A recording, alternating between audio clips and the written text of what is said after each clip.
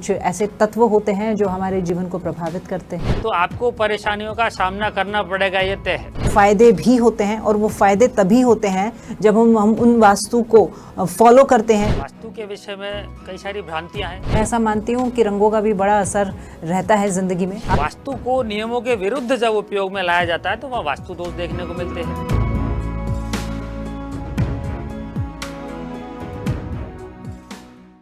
नमस्कार, मैं हूं आपके साथ में राखी सिंह और आज का खास प्रोग्राम हम लेकर के आए हैं वास्तु से जुड़ा हुआ वास्तुशास्त्र, जिसको लेकर के हर कोई गंभीर नजर आता है, क्योंकि आज के जीवन में आपाधापी की ये जो लाइफ हो चुकी है उसमें हर कोई सुकून चाहता है, लेकिन वास्तु एक ऐसा विषय है जिससे कि हर कोई अपने आप ही अनायास जुड़ रहा है।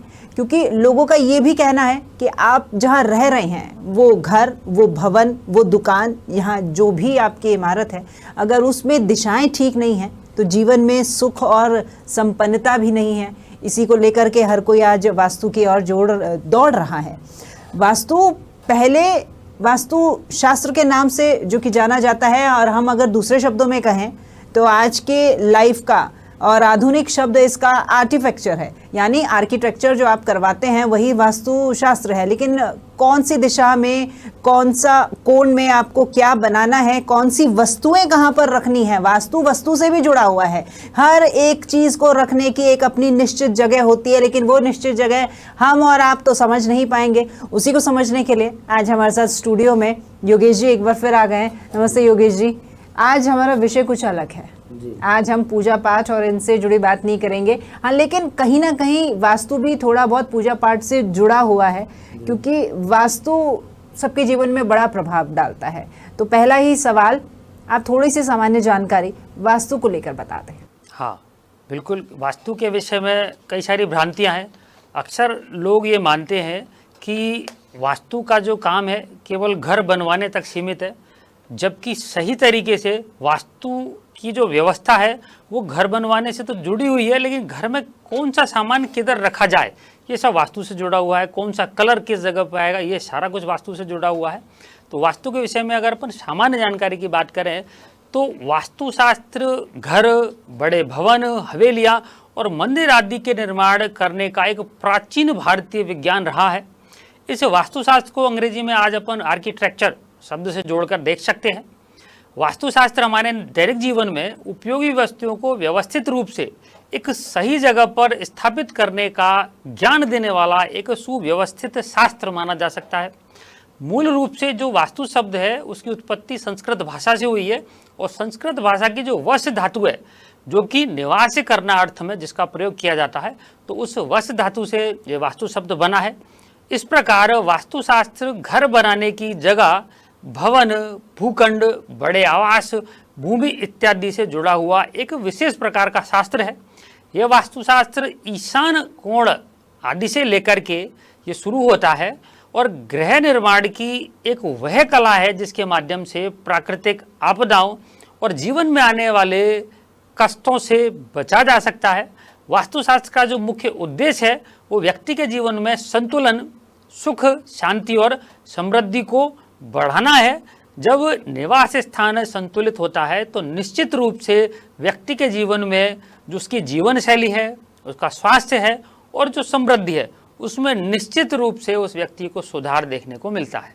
योगेश जी, यूँ तो 4 दिशाएं होती हैं, पूर्व, पश्चिम, उत्तर, दक्षिण, लेकिन वास्तु में कुछ और उसके साथ ही उप दिशाएं बोल लीजिए, और भी दिशाएं होती है, जैसे आपने अग्नि कोण और ईशान कोण और ये इतना सारा बताया। थोड़ा सा ब्रीफ में वो भी बताएं आप दिशाओं के बारे में। देखिए, वास्तुशास्त्र में मोटे तौर पर तो 4 दिशाएं हैं जो सामान्य लोगों के लिए हैं, जिसको आप जानते हैं पूर्व, पश्चिम, उत्तर, दक्षिण करके। अब इन दिशाओं के जब आप आगे बढ़ते हैं तो कुछ 4 दिशाएं हैं इसमें जो उप दिशाओं के नाम से भी जानी जाती हैं। इनको ईशान, वायव्य, आग्नेय और नैऋत्य कोण के नाम से जाना जाता है।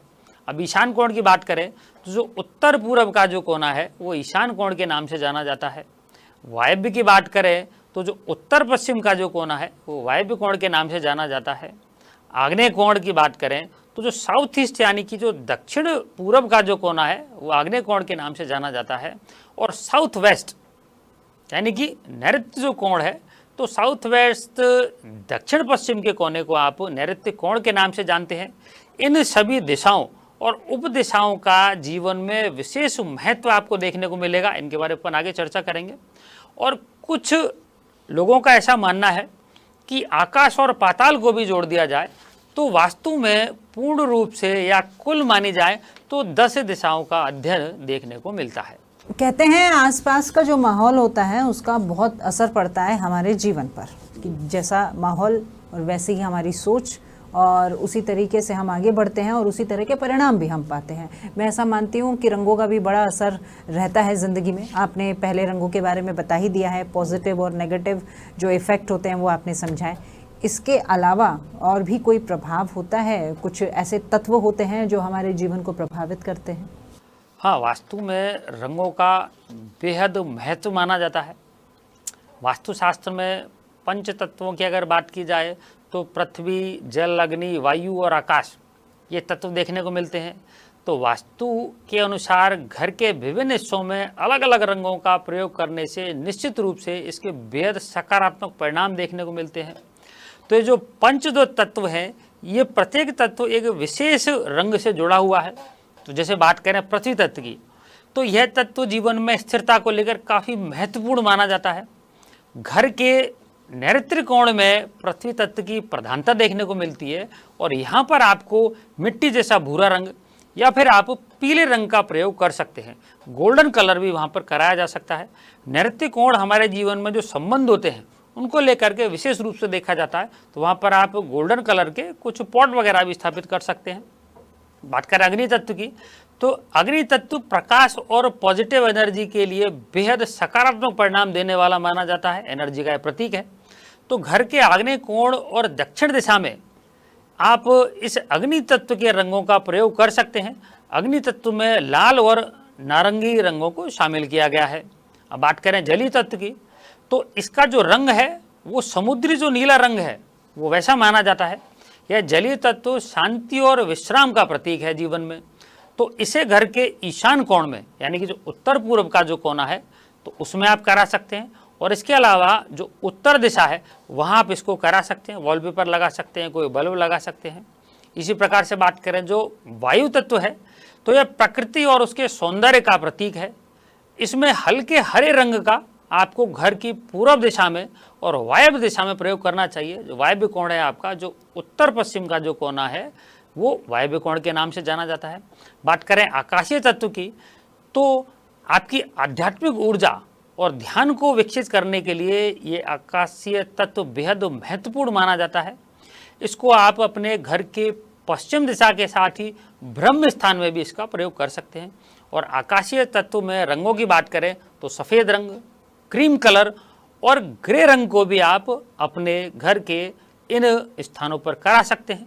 वास्तु के अनुसार घर के लिए सही रंगों का चयन करके निश्चित रूप से आप अपने जीवन में सकारात्मक ऊर्जा को बढ़ाने के साथ ही जीवन को सुखी, समृद्ध और उन्नत बना सकते हैं। हम जब भी कोई मकान या किसी भवन का निर्माण करता है तो भूमि पूजन किया जाता है। तो ये भूमि पूजन, क्योंकि हम हर चीज़ की जो भी शुरुआत करते हैं तो गणेश जी को तो पूजते ही हैं, तो इसका मतलब उसी के साथ साथ ये वास्तु देवता की पूजा करते हैं हम। जी, जैसा कि उसमें अभी बताया कि जो ब्रह्मा जी ने जो वर दिया कि जो प्रथम जो मालिक हैं वो वास्तु देवता ही है, तो पहले उनकी पूजा की जाती है, उनको मनाने के बाद ही घर में प्रवेश किया जाता है।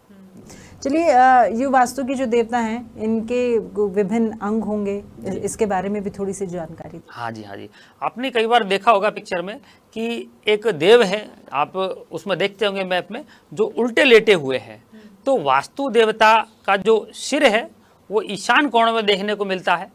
वास्तु देवता पेट के बल से पृथ्वी पर लेटे हुए हैं। ईशान कोण यानी कि जो उत्तर पूर्व का जो कोना है वहाँ पर उनका सिर देखने को मिलता है। वास्तु देवता के जो पैर है वो नैऋत्य कोण में देखने को मिलेंगे, यानी कि जो साउथ वेस्ट दक्षिण पश्चिम का जो कोना है वहाँ पर उनके पैर देखने को मिलेंगे। उनकी जो दाईं भुजा है वो आपको आग्नेय कोण में देखने को मिलेगी। आग्नेय कोण यानी कि आपका जो साउथ ईस्ट का जो कोना है वो आग्नेय कोण के नाम से जाना जाता है। और वायव्य कोण में उनकी बाईं भुजा यानी कि जो नॉर्थ वेस्ट का जो कोना है, उत्तर पश्चिम का कोना है, वहाँ पर आपको उनकी बाईं भुजा देखने को मिलेगी। और वास्तु देवता के हृदय और नाभि को मध्य भाग यानी कि ब्रह्म स्थान के नाम से जाना जाता है। वास्तु देवता का सर ईशान कोण में होने के कारण भवन के ईशान कोण को हमेशा हल्का और साफ सुथरा रखना चाहिए आपको। वास्तु देवता के शरीर पर कुछ मर्म स्थान भी होते हैं, जैसे कि उनका सिर और हृदय स्थान।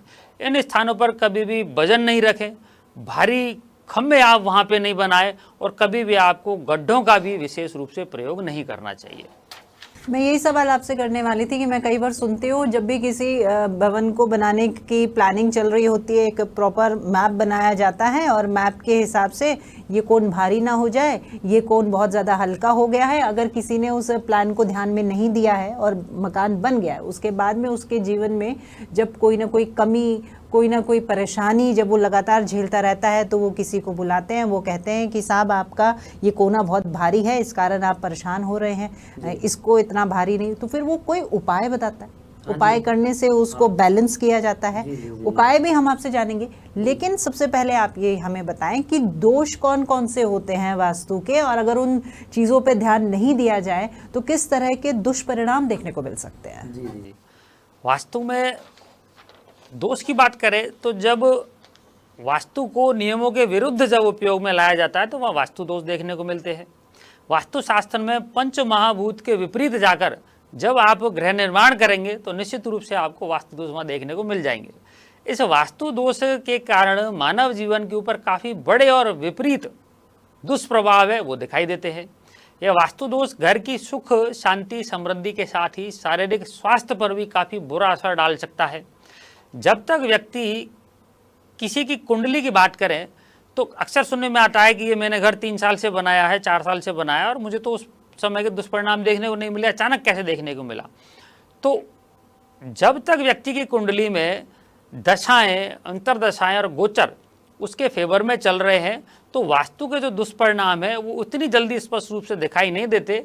लेकिन जैसे ही कुंडली में ग्रह दशाएं और गोचर कमजोर पड़ने लगते हैं तो उस व्यक्ति को अपने जीवन में वास्तु दोष के जो दुष्प्रभाव हैं बिल्कुल स्पष्ट रूप से दिखाई देने लगते हैं।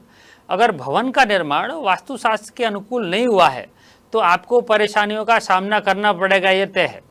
और वास्तु दोष आते कैसे हैं तो एक एंटी कलर अपन जाके कई बार वास्तु दोष पैदा कर लेते हैं। ये एक माना जाता है, जैसे कि ईशान कोण की बात करें तो जो ईशान कोण है वो जलीय तत्व का कोना है। आप वहाँ पर अगर अग्नि कोण से जुड़ी हुई वस्तुओं का वहाँ पे आप प्रयोग करते हैं, जैसे किचन बना लेते हैं, रेड कलर का आप प्रयोग कर देते हैं, तो निश्चित रूप से आपका ईशान कोण बिगड़ेगा, मानसिक परेशानी, आर्थिक समस्या देखने को मिलेंगी। इसी प्रकार से जब अपन एंटी कलर की तरह ही अगर एंटी कंस्ट्रक्शन करते हैं, जैसे ईशान कोण की बात करें तो वहाँ पे वास्तु देवता का सिर होता है, बहुत साफ सुथरी जगह होती है, तो अगर वहाँ पे टॉयलेट बना दिया जाए, अगर सीढ़ियाँ बना दी जाए तो इस तरीके से एंटी कंस्ट्रक्शन से भी आपको काफ़ी सारे दुष्परिणाम देखने को मिलेंगे। टॉयलेट बनाने पर आपको घर के किसी सदस्य को मानसिक परेशानियों से जूझना पड़ेगा। अगर ईशान कोण में बहुत ज़्यादा भारी पिलर बना दिए जाएं तो व्यक्ति को मानसिक रोगों की भी संभावनाएं बन जाती हैं। तो इस तरीके से आप एंटी कलर, एंटी कंस्ट्रक्शन के माध्यम से जो घर की पॉजिटिव एनर्जी है आप उसको ख़त्म कर लेते हैं और निश्चित रूप से आपको दुष्परिणाम दिखाई देने लग जाते हैं। योगी जी, ये तो आपने दुष्परिणाम बता दिए हैं। अब मैं और साथ साथ में हमारे जितने भी दर्शक हैं वो फ़ायदे भी समझना चाहेंगे वास्तुशास्त्र से जुड़े, कि कुछ ऐसे उपाय, कुछ ऐसी चीज़ें जिनको फॉलो करके उनको कहीं ना कहीं पॉजिटिविटी दिखाई दे और वो जहाँ भी जाना चाह रहे हैं अपनी जीवन को सफल बनाने के लिए, स्वास्थ्य में उनको लाभ हो, धन संपदा हो और मानसिक शांति बहुत ज़्यादा महत्वपूर्ण होती है। ये तमाम चीज़ें मैं आपसे जानूंगी, लेकिन फ़िलहाल हम रुक रहे हैं एक छोटे से ब्रेक के। कुछ ऐसे तत्व होते हैं जो हमारे जीवन को प्रभावित करते हैं, तो आपको परेशानियों का सामना करना पड़ेगा, ये तय है। फ़ायदे भी होते हैं और वो फ़ायदे तभी होते हैं जब हम उन वास्तु को फॉलो करते हैं। वास्तु के विषय में कई सारी भ्रांतियां हैं। मैं ऐसा मानती हूँ कि रंगों का भी बड़ा असर रहता है ज़िंदगी में। वास्तु को नियमों के विरुद्ध जब उपयोग में लाया जाता है तो वह वास्तु दोष देखने को मिलते हैं।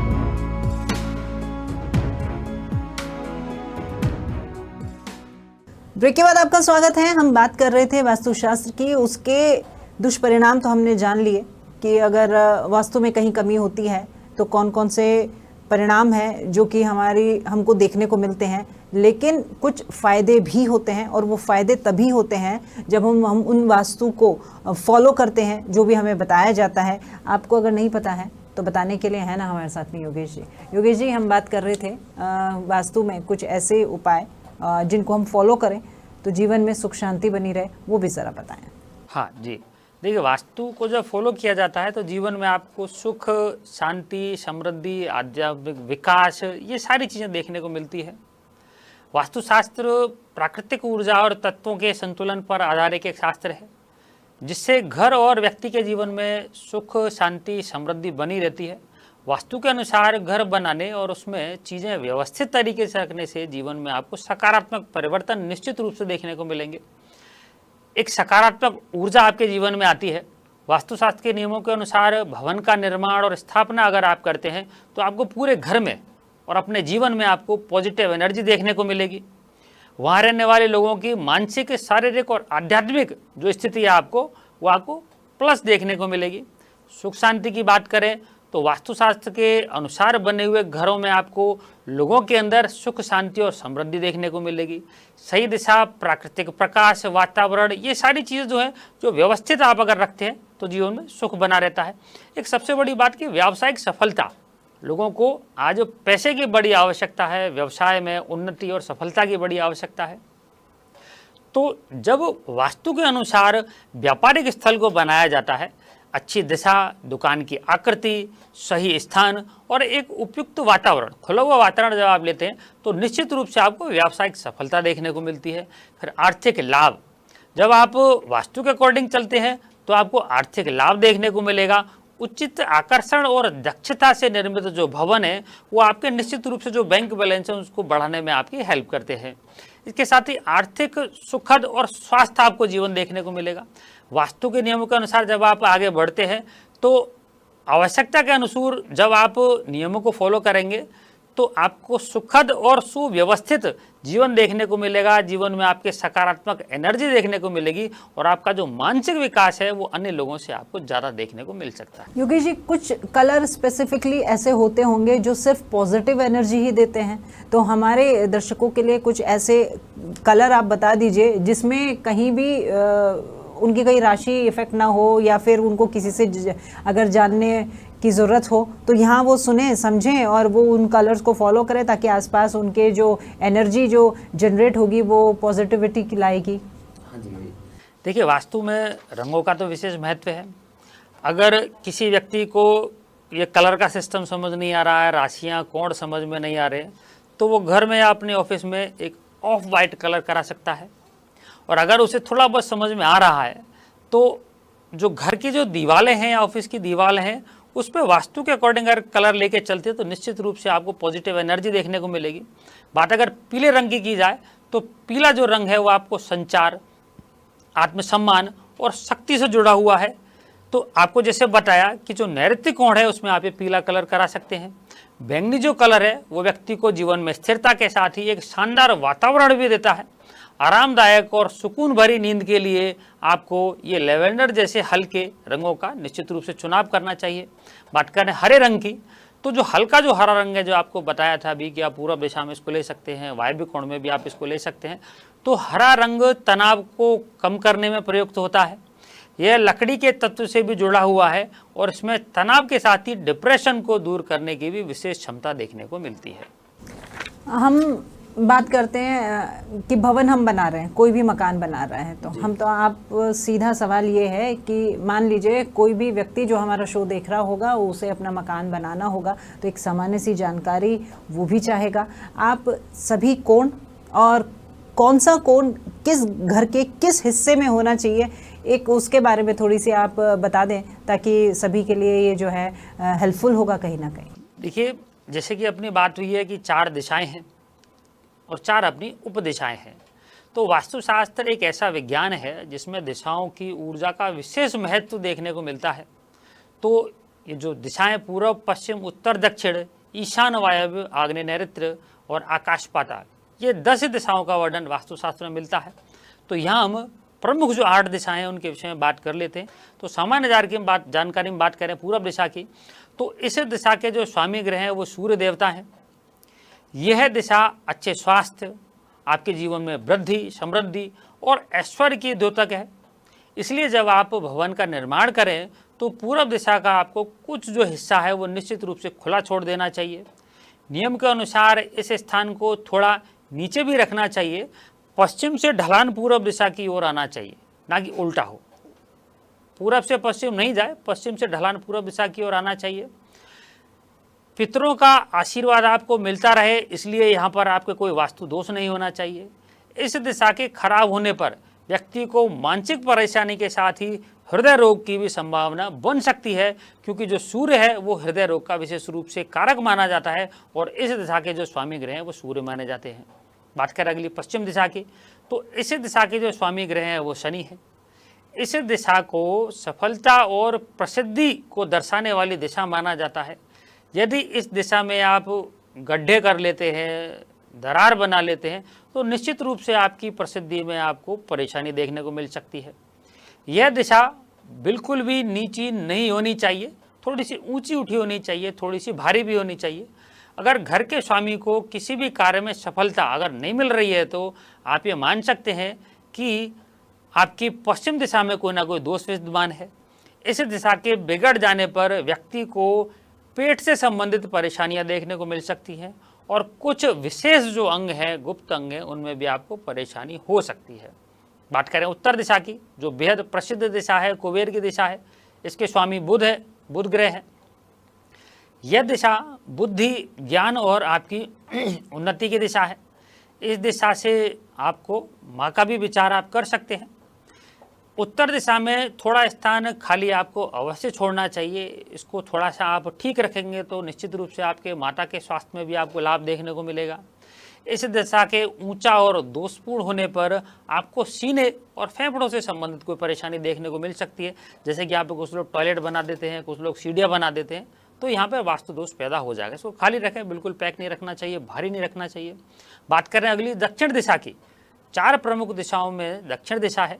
तो इस दिशा के स्वामी ग्रह मंगल हैं, देवता इसके यमराज हैं, इसलिए इस दिशा में दोष बिल्कुल भी नहीं होना चाहिए। यह दिशा पद और प्रतिष्ठा से जुड़ी हुई मानी जाती है। राजनीति से जुड़े हुए लोगों को इस दिशा को बिल्कुल व्यवस्थित बना के रखना चाहिए। इस दिशा से पिता के सुख का भी विचार किया जा सकता है। इस दिशा को आप जितना ठीक, व्यवस्थित, भारी और ऊंचा बना के रखते हैं, उतना ही आपके जीवन में मान सम्मान की आपको प्राप्ति होगी, समाज में आपका विशेष स्थान मिलेगा। यह शरीर के मेरुदंड की भी कारक है। इसमें दर्पण को आपको बिल्कुल भी नहीं लगाना चाहिए, क्योंकि दर्पण एनर्जी को रिफ्लेक्ट करता है और दक्षिण दिशा में नेगेटिव एनर्जी आपको देखने को मिलती है। अब बात करें आगे उपदिशाओं की, तो उपदिशाओं में ईशान कोण बेहद साफ सुथरा और विशेष प्रकार से व्यवस्थित आपको रखना चाहिए। इस दिशा के स्वामी ग्रह गुरु हैं। ईशान कोण यानी कि जो उत्तर पूर्व का जो हिस्सा है वो ईशान कोण के नाम से जाना जाता है। ईशान कोण या ईशान दिशा ज्ञान, विवेक और बुद्धि की सूचक है। इस दिशा को हमेशा साफ रखें, खुला रखें और थोड़ा सा नीचा आपको यहाँ पर ढलान होना चाहिए। इस दिशा में आपको किसी भी प्रकार का भारी निर्माण करने से जरूर बचना चाहिए। अगर यह दिशा दोषों से रहित है तो निश्चित रूप से आपको वंश में वृद्धि देखने को मिलेगी। इस दिशा में टॉयलेट बनाना, किचन बनाना, बिल्कुल आपको इससे दूर रहना चाहिए। ईशान जो कोण है घर में संतान की सूचक है। ईशान कोण व्यवस्थित होने पर, जागृत होने पर आपको संतान संबंधी परेशानी देखने को नहीं मिलेगी, और अगर यहाँ दोष है तो संतान की परेशानी आपको देखने को मिलेगी, संतान की प्रगति में आपको परेशानी देखने को मिलेगी। बात करें वायव्य दिशा की, जो उत्तर पश्चिम का जो हिस्सा है वायव्य कोण के नाम से जाना जाता है। तो इस वायव्य दिशा के जो स्वामी ग्रह हैं वो चंद्रमा है। चंद्रमा मन का कारक है, तो अगर यहाँ दोष मिलेगा तो व्यक्ति को मानसिक परेशानी जरूर देखने को मिलेगी। इस दिशा का जुड़ाव घर आने वाले लोगों से और आपके मित्रों से भी है। वायव्य कोण में अगर बहुत ज़्यादा वास्तु दोष हैं तो व्यक्ति के जीवन में शत्रुता भी आपको ठीक ठाक देखने को मिलेगी। कोर्ट कचहरी से जुड़े हुए जो परेशानी है वो भी आपको देखने को मिलेगी। आपका मानसिक विकास और आपके जो व्यक्ति के जो शुक्राणु है, संतति के लिए जो शुक्राणु की आवश्यकता होती है, तो वो भी इसी कोण से देखे जाते हैं। यह कोण ईशान कोण की तुलना में थोड़ा सा आपको नीचा रखना चाहिए। यहाँ ऊंची इमारतों का निर्माण आपके निश्चित रूप से एक तो शत्रुओं को बढ़ा देगा, दूसरे आपके घर में थोड़ी सी कलह भी बढ़ सकती है। बात करें अगले आग्नेय कोण की, तो जो दक्षिण पूर्व का जो हिस्सा है वो आग्नेय कोण के नाम से जाना जाता है। इस दिशा के स्वामी ग्रह शुक्र हैं। शुक्र जीवन में प्रेम, भौतिकता, वैवाहिक जीवन के कारक ग्रह माने जाते हैं। यह दिशा व्यक्ति की सेहत को लेकर के विशेष रूप से जानी जाती है। प्रजनन की प्रक्रिया, जैसे मैंने बोला कि वैवाहिक जीवन, शुक्राणु वगैरह यहाँ से भी देखे जाते हैं, और संतति में वृद्धि आपको इसी दिशा से देखनी होगी। आपकी नींद और शयन जो सुख है वो भी आपको इसी दिशा से देखा जाता है। इस दिशा के खराब होने पर आपको वैवाहिक जीवन में परेशानी देखने को मिल सकती है, आपके करियर में परेशानी देखने को मिल सकती है, और जो धनागम है, पैसे का आने की जो स्पीड है वो आपको दिक्कत देखने को मिल सकती है, और संतान की उत्पत्ति में भी आपको थोड़ा सा समय देखने को यहाँ पर मिल सकता है। इस दिशा के खराब होने पर लोग आपको आलसी देखने को मिलेंगे। आग्नेय कोण में ऊर्जा की विशेषता रहती है, तो अगर आग्नेय कोण दूषित होगा तो व्यक्ति के अंदर ऊर्जा की आपको कमी देखने को मिलेगी। इस दिशा को आपको सदैव ठीक बनाए रखना चाहिए, तो इससे आपके वैवाहिक जीवन और शारीरिक सुख में आपको वृद्धि देखने को मिलेगी। बात करें अंतिम नैऋत्य कोण की, नैऋत्य दिशा की, तो दक्षिण पश्चिम का जो कोना है वो नैऋत्य कोण के नाम से जाना जाता है। इसका स्वामी ग्रह राहु है, इसीलिए इस दिशा को विशेष प्रकार से व्यवस्थित रखना चाहिए, क्योंकि अगर कुंडली में राहु भी खराब है और आपने इस दिशा को खराब रखा तो निश्चित रूप से आपको जीवन में एक तो भागदौड़ बढ़ेगी, कोर्ट कचहरी के केस बढ़ेंगे, शत्रुता बढ़ सकती है, और आपके व्यवहारिक जीवन में भी आपको मानसिक कष्ट और परेशानी देखने को मिलेगी। यह दिशा असुर और क्रूर कर्म करने वाले लोगों की दिशा जानी जाती है। घर की किसी स्त्री के साथ अगर कुछ अमानवीय व्यवहार हो रहा है तो आप देखेंगे कि उस व्यक्ति के घर के नैऋत्य कोण में, नैऋत्य दिशा में आपको विशेष वास्तु दोष देखने को मिलेंगे। इस दिशा में टॉयलेट का निर्माण या फिर गहरे गड्ढे का निर्माण कभी भी शुभ नहीं माना जाता। संतान को लेकर आपको परेशानी मिलेगी, आकस्मिक दुर्घटनाएं आपको जीवन में देखने को मिल सकती हैं। इस दिशा को कभी भी आप खाली नहीं छोड़ें, खुला नहीं छोड़ें। यह दिशा गृह स्वामी के निर्णय शक्ति को भी दर्शाती है। अगर यहाँ पानी का गहरा गड्ढा हो, सेप्टिक टैंक हो, नीचे हो, तो आपको घर में आकस्मिक दुर्घटनाएं, अकाल मृत्यु, बड़े एक्सीडेंट, ये सारी चीज़ भी देखने को मिल सकती है। और आगे की बात करें तो एक आकाश दिशा भी है और एक पाताल वाली दिशा भी है। तो इस तरीके से वास्तुशास्त्र में कुल 10 दिशाओं के विषय में जानकारी मिलती है। चलिए, आपने बहुत ही विस्तार से लेकिन कम समय में बहुत ही महत्वपूर्ण चीज़ें, बहुत ही महत्वपूर्ण जानकारी दी है हमारे दर्शकों को।